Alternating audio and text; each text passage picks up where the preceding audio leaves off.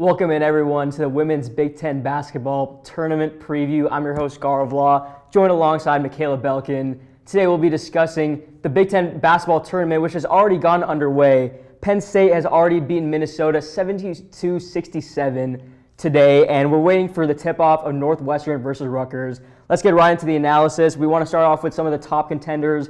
Indiana, the number 1 seed in the Big Ten.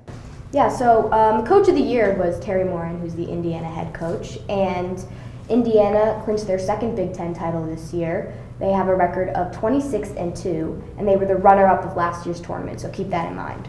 Yeah, and like you said, 26-2, those two losses, one came to Michigan State early in Big Ten play, the other one was a familiar sight and a loss to Iowa on a Caitlin Clark buzzer beater this past weekend. Some key stats from Indiana. They're the number 2 scoring offense and the number 1 scoring defense in the Big Ten, led by Mackenzie Holmes, the Big Ten Defensive Player of the Year and all Big Ten first-team selection. Holmes she's number 2 in Division I in field goal percentage, shooting 69.5% from the field, and she's number 7 in Division I with 22.5 points per game. Adding to that offense, Indiana has the number 2 field goal percentage in Division I as well, with 50% from the field. And that's kind of a crazy stat when you think about 4 players on Indiana scoring in double digits a game. You got Holmes, Grace Berger, also a phenomenal defender, Sydney Parrish, and Yarden Garcon.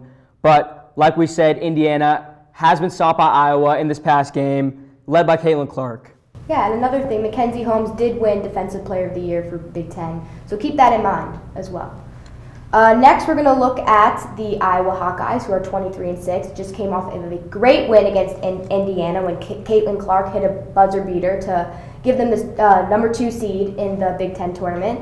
Caitlin Clark was also the Player of the Year for Iowa, who averaged 27.2 points per game, ranking 2nd in the nation. Clark, Monica Cesano, also earned all Big Ten first-team honors, and 6th Player of the Year was Hannah Stuck in the conference. Right, like you said, Cesano, she has been the X factor for the team all season. In their 5 losses, their 6 losses, they've gone 1-4 when she scores single digits, and she's really playing phenomenal this season on the offensive side, shooting 66.5% from the field, good for 5th in Division I, and she's really been the upside for Iowa this season, besides Clark, of course. I think one thing you have to keep in mind is that Clark is averaging almost 10 points per game more than Cesano, who's the 2nd leading scorer on the team. And they've certainly shown vulnerability, especially recently in February. 2 losses to Indiana and Maryland in February. But like you said, Michaela, number 1 scoring offense in the country, but they do have the number 10 scoring defense in the Big Ten, which might be a key factor going into this tournament when they play. And going to the next team, you got Maryland, 24-5, coming in hot. They have not lost since February 2nd at Iowa. I think that is a key thing to consider. Shane Sellers, who is made first team All Big Ten, and Sellers also made the All Big Ten defensive team. Sellers averaged 14 points a game, and they earned the 3 seed in the tournament and will play against either Illinois, Rutgers, or Northwestern. Maryland's also ranked 5th in the country. Joining Sellers there, like you said, you got Diamond Miller, another All Big Ten first-team selection. She scored in single digits only once this season, so you can really tell that she's been carrying that number 5 Maryland team all season. She's averaging career highs in nearly every stat across the board, almost 20 points per game, and she's leading that scoring offense, number 13 in Division I. Also, obviously, the Big Ten is stacked in the offense, so they are 4th in the Big Ten in offense. But like I said, they're coming in hot. In their last 6 games, on their 6-game win streak, they have beat number 14 Ohio State twice, and they smoked Iowa at home at the beginning of their 6-game win streak. Moving on to the next team, we got number 17 Michigan. Yeah, so Michigan, who had a pretty good season at 21-8, they are ranked 17th overall in the nation, but they do not have a bye for the quarterfinals, so they will play tomorrow against Penn State in the 2nd round. They are having a pretty good season. They have 3 players that are averaging over 16 points, including Layla Vila, Emily Kaiser, and Leah Brown.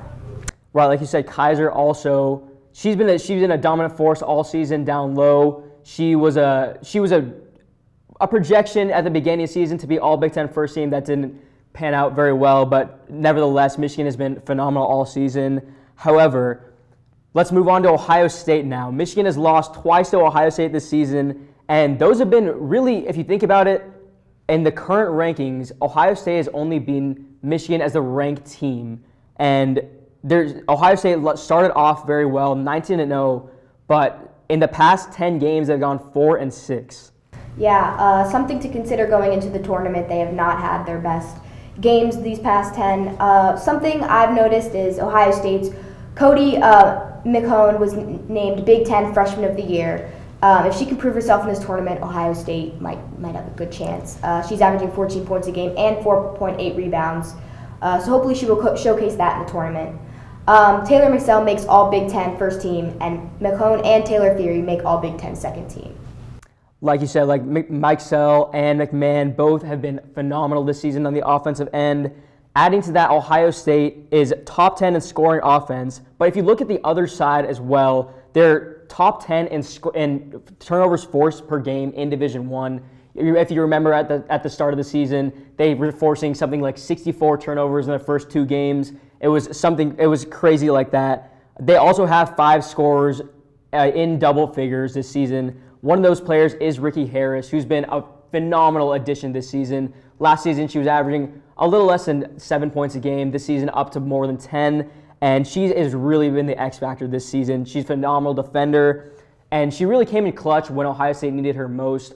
Since they've gone 4-6, after those few losses, she came out, put up 2 back-to-back games with 23 points against Michigan, 15 points against Penn State when Ohio State needed it most. Yeah, and I think the X factor is going to be Taylor Theory. Great defensive player. I think if she can keep up with the steals she's been getting, she's just under 2 steals a game. I think she will also be helpful for the Buckeyes. Right, and speaking of Theory, speaking of great defenders in Theory and Harris, you got J.C. Sheldon as well, who's coming off a season where she was a unanimous All-Big Ten first-team selection. This season, however, only played 6 games, and she really has not returned to her former self. In the last game against Maryland, in that 2-point loss, she only had 5 points.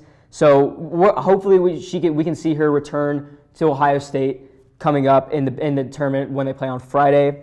What do you think has been the biggest issue in the 6 losses they've had recently? I think it has to do with the 3-point shooting. I think that Michaela was pretty hot to start, but she's averaging 5 threes a game, but that has not been recent.